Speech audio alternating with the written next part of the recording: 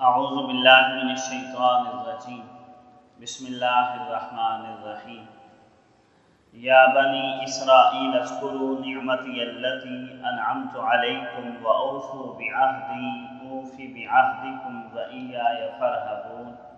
صدق اللہ العظیم۔ معزز سامعین، یہاں تک جو قرآن کریم کی تفسیر بیان ہوئی اس کا تھوڑا سا خلاصہ سن لیں۔ سورہ بقرہ کے پہلے رکوع میں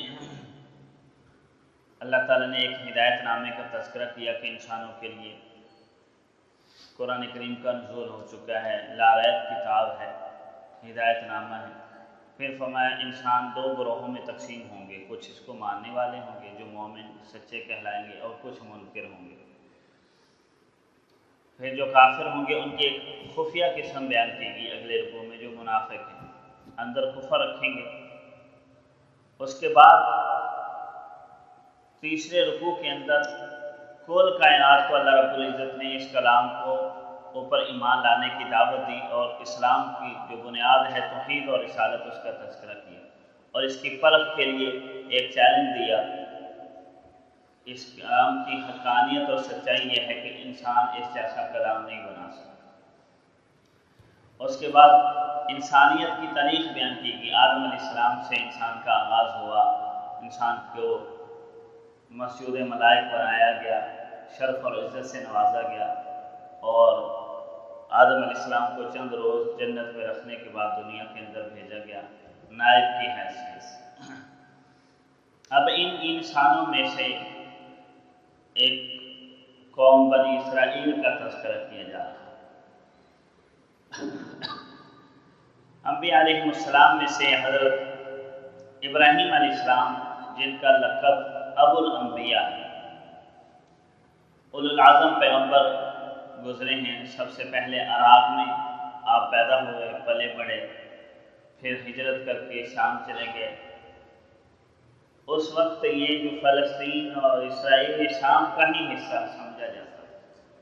پھر وہاں سے ہجرت کر کے حجاز مقدس تشریف لائے، تو عراقی ثم شامی پھر حجازی ہوئے۔ ابراہیم علیہ السلام اللہ رب العزت کی محبت میں بہت زیادہ ڈوبے ہوئے تھے، اور اللہ کی محبت اور دین کی قربانیوں کی وجہ سے اللہ تعالیٰ نے ابراہیم علیہ السلام سے یہ وعدہ کیا کہ آئندہ میں جو بھی نبی بھیجوں گا، یہ جو کتاب اتاروں گا، آپ کی نسل کے اندر ہوگی۔ تو ابراہیم علیہ السلام کے ایک بیوی ہاجرہ تھی، جو مصر سے جن کا تعلق تھا، وہ مصری تھی۔ ان کے بطن سے حضرت اسماعیل علیہ السلام ابراہیم علیہ السلام کے بیٹے پیدا ہوئے، اور وہ حجاز کے اندر ہی رہے، اور ان کا وطن عرب رہا۔ تو اسماعیل علیہ السلام کی نسل سے ہی آگے قریش، جو عربوں کا مشہور قبیلہ ہے، اور اسی قریش کی ایک شاخ بنو ہاشم میں سے نبی علیہ السلام پیدا ہوئے۔ ابراہیم علیہ السلام کے دوسرے صاحبزادے حضرت اسحاق علیہ السلام تھے، یہ شام کے اندر رہے، یہ حضرت سارہ علیہ السلام کے وطن سے پیدا ہوئے، ان کا علاقہ شام کا رہا۔ اور یہ جو فلسطین ہے، جیسے پہلے بتایا، فلسطین، اسرائیل، یہ سارا علاقہ اس وقت شام کہلاتا تھا، ملک شام کا ایک حصہ تھا، صوبہ تھا، یوں سمجھے۔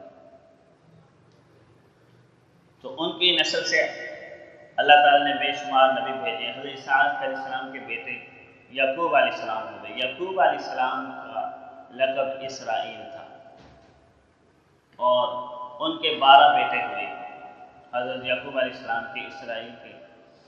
تو ان میں سے ایک حضرت یوسف علیہ السلام ہوئے، باقی 11 دوسرے تھے۔ تو یہ یوسف علیہ السلام پیغمبر تھے، نبی بنے۔ تو ان 12 بیٹوں کی پھر آگے اولاد بہت زیادہ پھیلی، اور یہ جو ملک شام ہے، جسے انبیاء کی سرزمین کہا جاتا ہے، یہی ان کا وطن رہا۔ تو اسرائیل، چونکہ حضرت یعقوب علیہ السلام کا لقب تھا، ان کے بیٹوں کو پھر آگے جو نسل بڑھی تو ان کو بنو اسرائیل کہا جانے لگا۔ بنی اسرائیل میں اللہ تعالیٰ نے بے شمار انبیاء بھیجے، کم و بیش 4000 کے قریب اللہ تبارک و تعالیٰ نے اس قوم کے اندر نبی جو ہے نا وہ بھیجے۔ یہ قوم اللہ کے ہاں بڑی محبوب تھی کیونکہ توحید کے علم بردار رہی ہیں اور وحی کی تعلیمات اس قوم کے اندر رہی، انبیاء کو ماننے والے تھے، اولیاء کے معارف اور صالحین ان کے اندر بے شمار ہوئے، عبادت گزار ہوئے، تقوی دار ہوئے، معرفت الہی کو حصول کرنے کی بڑی انہوں نے محنتیں کی، آخرت کو ماننے والے تھے۔ روئے زمین پر یہ قوم چونکہ وحی الہی کی تعلیمات کی امین رہی ہے، اس وجہ سے اللہ تعالیٰ نے اس قوم کو بڑا شرف عطا فرمایا۔ لیکن اسی قوم میں بگاڑ بھی رہا۔ اللہ تبارک و تعالیٰ جب دیکھتے کہ قوم کے اندر بگاڑ آ گیا تو اللہ تعالیٰ نئے نبی بھیج دیتے، لیکن یہ بگاڑ پھر بڑھتا گیا اور ان کی سرکشی کی وجہ سے یہاں تک کہ ان سلسلے کے جو آخری نبی تھے حضرت عیسیٰ علیہ السلام، ان کو انہوں نے قتل کرنے کی پوری سازش اور کوشش کی، یہاں تک کہ اپنا ان کا گمان یہی ہے کہ یہ ان کو قتل کر چکے۔